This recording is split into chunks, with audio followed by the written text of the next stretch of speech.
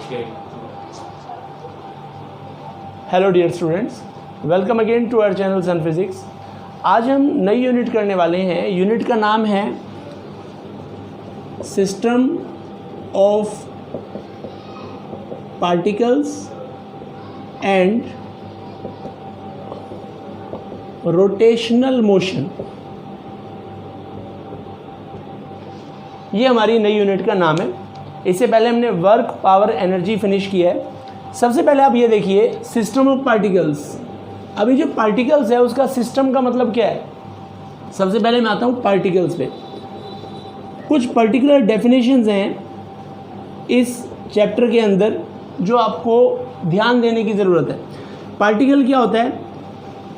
एक ऐसा point object जिसकी एंटिटी बहुत ही नेग्लिजिबल हो, ना उसका लेंथ हो, ना ब्रेड्थ हो, ना थिकनेस हो, वो चीज़ पार्टिकल कहलाती है।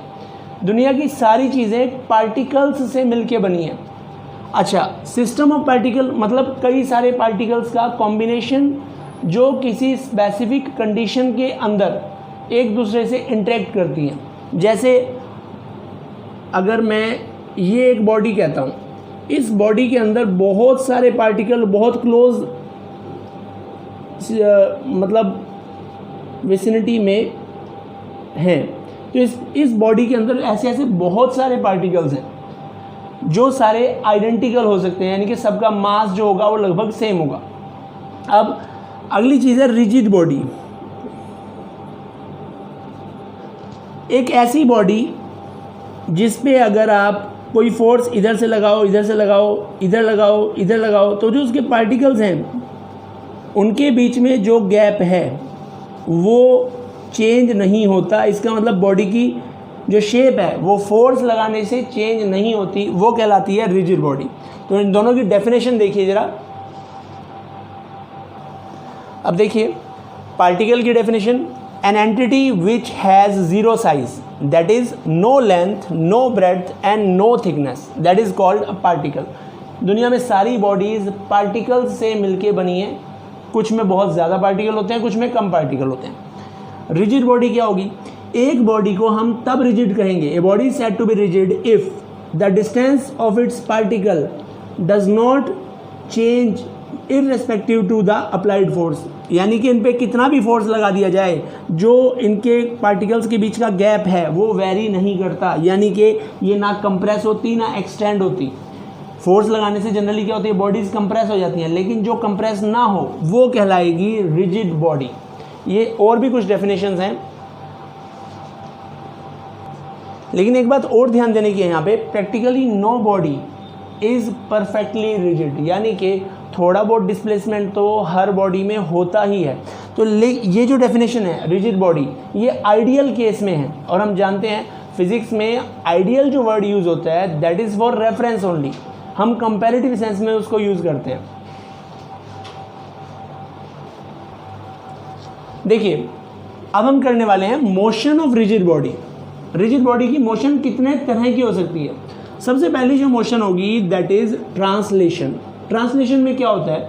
ट्रांसलेशन में पूरी बॉडी एक पॉइंट से दूसरी पॉइंट पे जाती है। जैसे मान लिया ये आपका कोई इंक्लाइंड प्लेन है, inclined at an angle theta. ये कोई बॉडी है, जब हम इसे यहाँ रखते हैं और ये इधर स्लाइड होती है, तो ये कई सारे पार्टिकल से मिली हुई रिजिड बॉडी है। जैसे मान लिया एक पार्टिकल ये है, वो भी इधर मूव कर रहा है, ये पार्टिकल है, ये भी इधर मूव कर रहा है, ये पार्टिकल है, ये भी इधर मूव कर रहा है। क्या खास बात है? इन सब की वेलोसिटी सेम होगी। That means all the particles move in same directions and with same velocity।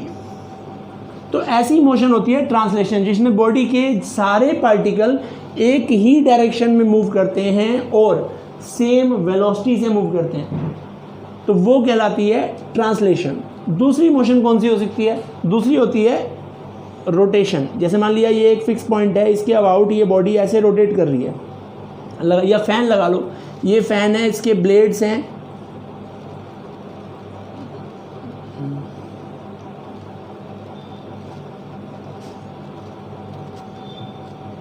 ये रोटेट हो रहे हैं, मान लिया ये इस तरफ घूम रहा है अपनी ही इस एक्सिस के अबाउट, ये एक्सिस जो इसके प्लेन के परपेंडिकुलर है और इसके सेंटर ऑफ मास से होके जाती है, तो ये कहलाती है रोटेशन। रोटेशन में क्या होता है, देखिए अगर मान लिया ये कोई पार्टिकल है, ये कोई पार्टिकल है, वो घूम के यहाँ तक आ गया, तो इन सब पार्टिकल्स ने एंगल तो सेम कवर किया है, सबका एंगुलर डिस्प्लेसमेंट सेम है, लीनियर वेलोसिटी अलग है। That means all particles have same angular velocity but different linear velocity। ऐसा क्यों? देखिए कोई पार्टिकल यहाँ पे है तो वो इतना आर्क सबटेंड करेगा, जो यहाँ है वो ज़्यादा आर्क सबटेंड करेगा, जो पास ही है वो कम आर्क सबटेंड करेगा। हमारे पास वेलोसिटी होती है r omega. This is the also relation between linear velocity and angular velocity. अगर एंगुलर वेलोसिटी सेम भी है तो वेलोसिटी आर पे डिपेंड करती है, जितना आर ज़्यादा होगा उस पार्टिकल की लीनियर वेलोसिटी उतनी ज़्यादा होगी। तो रोटेशन वो मोशन है जिसमें बॉडी के सारे पार्टिकल सेम एंगुलर वेलोसिटी से मूव करते हैं, लेकिन ध्यान रहे ये मोशन यूनिफॉर्म होना चाहिए, ये तब की बात है। ऐसे ही ट्रांसलेशन भी अगर यूनिफॉर्म हो रहा है तो यूनिफॉर्म मतलब कांस्टेंट वेलोसिटी से, ये कांस्टेंट एंगुलर वेलोसिटी से, ज़ीरो टॉर्क, इसमें ज़ीरो फोर्स, ये डिफरेंस रहेगा। तो अगर रोटेशन बिना किसी टॉर्क के हो रहा है तो उसकी एंगुलर वेलोसिटी कांस्टेंट रहती है, क्योंकि same angle covered in same interval of time by the particles. तो ओमेगा सेम है लेकिन अलग अलग पोजीशन पे वो पार्टिकल सिचुएटेड हैं, इसलिए उनकी जो लीनियर वेलोसिटी होगी वो अलग अलग होगी। तो ये दूसरे तरह की मोशन है जिसे बोलते हैं रोटेशन। तीसरे तरह की जो मोशन होती है रिजिड बॉडी की, that is the combination of these two. इन दोनों मोशन का combination, that is rolling. Rolling कहते हैं। इसमें क्या होता है, ट्रांसलेशन प्लस रोटेशन। ये कैसे होगा? जैसे मैंने कहा था एक पहिया अपनी एक्सिस पे घूम रहा है तो वो केवल रोटेशन कर रहा है, क्योंकि वो लीनियर डिस्प्लेसमेंट नहीं कर रहा, केवल एंगुलर डिस्प्लेसमेंट कर रहा है। अगर एक बॉडी मूव कर रही है तो वो केवल ट्रांसलेशन कर रही है, वो रोटेट नहीं कर रही। लेकिन अगर एक गाड़ी का पहिया घूम रहा है, गाड़ी जा रही है इधर से इधर, तो पहिया जो है वो रोटेट कर रहा है, लेकिन पूरी गाड़ी ट्रांसलेट कर रही है। इसका मतलब पहिए की मोशन जो है, क्योंकि पहिया ऐसे रोल करता हुआ जा रहा है एक तरह से, इट इज़ लाइक, जैसे हम इसको रोल करा दें इसके ऊपर, लाइक दिस, ये घूम भी रहा है और आगे डिस्टेंस भी कवर कर रहा है। इस मोशन को कहेंगे rolling, and that is the combination of translation and rotation. जैसे एक साइकिल मूव करती है, साइकिल के जो टायर्स हैं वो रोल कर रहे होते हैं, पूरी साइकिल ट्रांसलेट कर रही होती है। तो rolling is the combination of, क्योंकि अभी मान लिया आपका जो पहिया है वो यहाँ पे है, थोड़ी देर में यहाँ पहुँच गया, तो उसका सेंटर ऑफ मास यहाँ से यहाँ चला गया, उसकी पोजीशन यहाँ से यहाँ आ गई, यानी कि लीनियर डिस्प्लेसमेंट हो गया।